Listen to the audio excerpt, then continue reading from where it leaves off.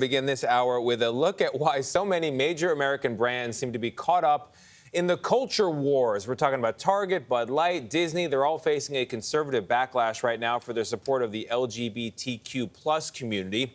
And it's a major shift going on right here in corporate America, a shift in tone, and one that many Republicans complain is almost entirely to the left. If your shoes could vote, who would they vote for? Probably a Democrat. The question at one time might have seemed crazy. If your favorite beer were a person, who would it vote for, a Democrat or a Republican? I will not answer that. But in this day and age, If the companies were people, you're saying they would vote for Democrats. Yes. It's time beer made it up to women.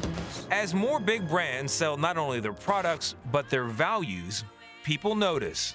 They need to. You think they need to do more? Absolutely. Some love it. It's nice to be transparent, you know, in a world that you don't get that anymore.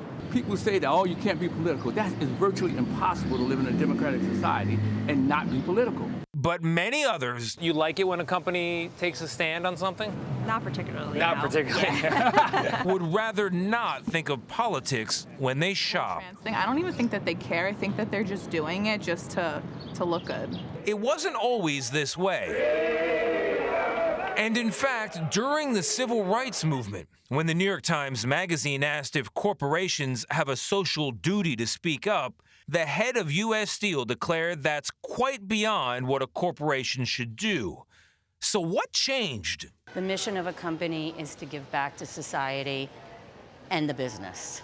Amy Terpelick helps craft these strategies for the marketing firm Finn Partners. And companies are focusing on longer-term, purpose-driven commitments and actions that relate back to their core business and their core values. She says it's partly the push of investors, partly the sway of employees, and largely the expectation of customers themselves. We're facing these incredible social and environmental issues we need to solve, and we need to solve fast.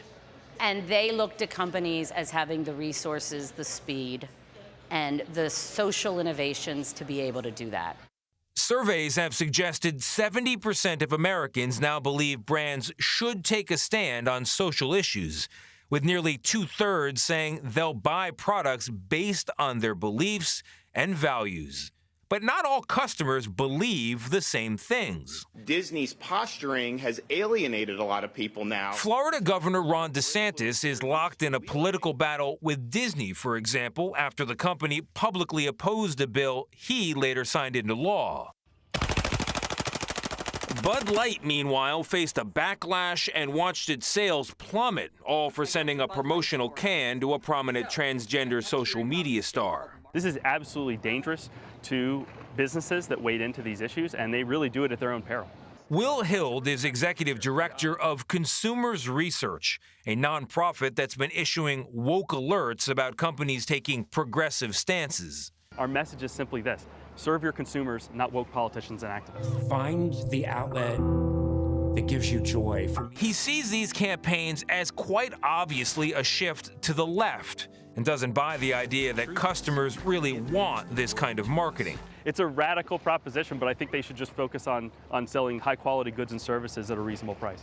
So you think corporate America, writ large, is running the risk of alienating half of their potential customers? Yeah, there's no question about it. One result is a recent boom in right-leaning companies. We have the mission to provide coffee and culture to people that love America. Black Rifle Coffee Company, for example, is a conservative alternative to Starbucks. They condemned our views. And the Daily Wire, a right-leaning media company, is dreaming even bigger. Behold, Jeremy's razors. With a line of anti-woke shaving gear, chocolate bars, and eventually, they say, children's programming. Stop giving your money to woke corporations who don't think you deserve their product. But none of that has deterred companies like The Body Shop, being in total control of herself, which works with Finn Partners and has a full-time activism team at headquarters. So what changed? I think for us, nothing changed. Corporate executive Nakiba King says activism at The Body Shop is more than a seasonal item. The Body Shop was really founded around the belief that business can and should be a force for good.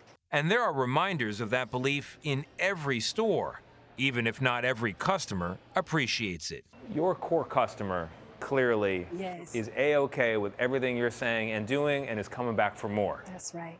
But there are also customers out there who might want the luscious lychee or the shea or the you name it body product, but they pause because their politics, their positions are not yours. So I'd invite them to come in or explore the body shop and learn what we support, because there's likely something in there that we can agree about. And we respect the fact that there are people who may not align with our positions, but we're firm in what we believe. So sitting on the sidelines is not an option. No. So I like her, not Yeah. just because her last Great. name is King. I like what she was saying. I never paid attention when I was younger in college or in my early 20s what a company's position was, but now I actually do. Yeah. And I don't want to give money to people or companies that I don't think are trying to do good, be good, and make the world a better place. I don't. So I'm definitely influenced by it. I love this because it's thought-provoking. Yes. It creates a conversation, which is what we should be having, regardless of what side of the spectrum you sit on. You know, the question I would ask, so if brands, professional athletes, and athletes that play these sports can't talk about political or social issues, then who? Is it your politicians? Is it your community leaders?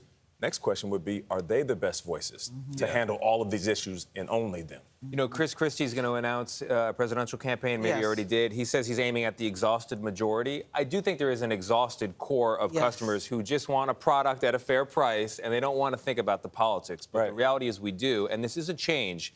Remember, Michael Jordan famously said, Republicans buy sneakers too. Tennis shoes too, right? yes. But more recently, Phil Knight has said, doesn't matter if people hate you. It matters how many people love you. So corporations are making a calculation here that there are more people with them than against them. Tony, I thought it was interesting you showed that headline from 1963. How about that? That was a good pull. That they had raised that issue. We're not sure about civil rights. We're going to sit out this one. 1963. Wow.